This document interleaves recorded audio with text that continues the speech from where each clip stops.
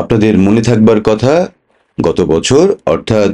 জুলাই 2024 সালের যখন ছাত্র আন্দোলন, বৈষম্য বিরোধী ছাত্র আন্দোলন, সরকারের বিরুদ্ধে কোটা সংস্কারের যে আন্দোলন সেটি গড়ে তুলছে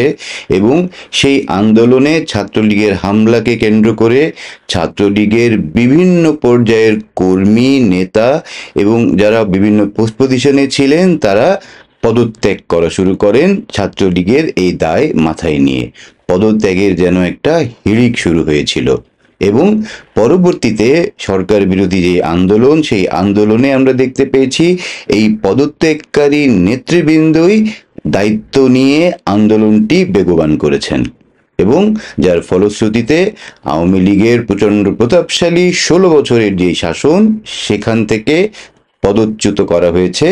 আওয়ামী লীগ নেতৃবৃন্দকে। এবং তার পরবর্তী ঘটনাও আপনাদের জানা যে আওয়ামী লীগে যে নেতৃস্থানীয় পুরো একটি সেট যারা দেশে আর থাকতে পারেননি, দেশ থেকে যারা বিতাড়িত হয়েছেন। ঠিক একই রকমভাবে জুলাই 2025 সালে এসে পত্রপত্রিকায় হঠাৎ করেই ছাত্রদলের বিভিন্ন পর্যায়ের কর্মী এবং নেতাদের পদত্যাগের একটা হিড়িক দেখতে পাচ্ছি, যেন জুলাই 2024-এর একেবারেই জেরক্স কপি 2025-এর জুলাইয়ে এসে আমাদের সামনে আবির্ভূত হয়েছে। এবং এর পেছনে যে ঘটনাটি ইন্ধন যোগাচ্ছে সেটি হচ্ছে পুরনো ঢাকায় ভাঙারি ব্যবসায়ী সোহাগ হত্যাকাণ্ড। এই নারকীয় হত্যাকাণ্ড নিয়ে ইতিমধ্যে সারা বাংলাদেশে ব্যাপক জনরোষ সৃষ্টি হয়েছে। সোশ্যাল মিডিয়া সরগরম, আপনি দেখতে না চাইলেও সেই নারকীয় ভিডিওটি আপনার সামনে বারবার ঘুরে ঘুরে আসবে। সোশ্যাল মিডিয়া কোনো ভিডিওকে কেন বারবার আপনাকে দেখায় সেটি অন্য আলোচনা, কিন্তু ছাত্রদল নেতাদের যে পদত্যাগের হিড়িক পড়েছে, এই ছাত্রদল নেতারা পরবর্তীতে তাদের যে রাজনৈতিক আদর্শ এবং রাজনৈতিক যেই কার্যক্রম সেটি কোথায় যাবে, এটি এখন সবচেয়ে গুরুত্বপূর্ণ প্রশ্ন বলেই বিশ্লেষকদের মনে হচ্ছে। কারণ আমরা যেমন দেখতে পেয়েছি ছাত্রলীগ থেকে পদত্যাগী ছাত্র নেতারা পরবর্তীতে সরকার পতনের আন্দোলন করেছেন,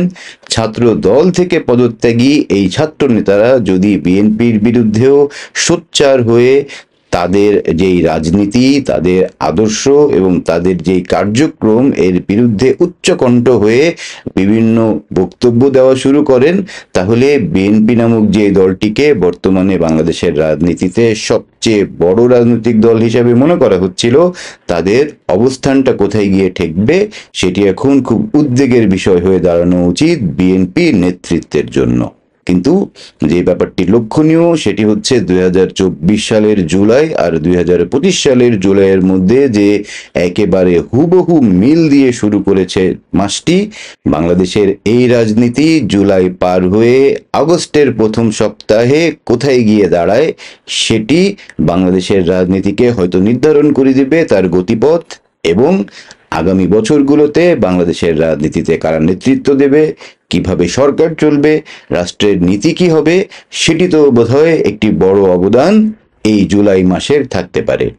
আপনারা যদি জুলাই 2024 এবং জুলাই 2025-এর মধ্যে এই একই মিল খুঁজে পান তাহলে কমেন্ট বক্সে আপনাদের মতামত লিখে জানাতে পারেন, অথবা যদি রাজনীতির এরকম আরো বিশ্লেষণ পেতে চান কমেন্ট বক্সে আপনাদের আগ্রহের কথা জানালে চেষ্টা করব সেই নতুন নতুন বিশ্লেষণ নিয়ে আপনাদের সামনে হাজির হতে। সবাই ভালো থাকবেন, নিরাপদে থাকবেন।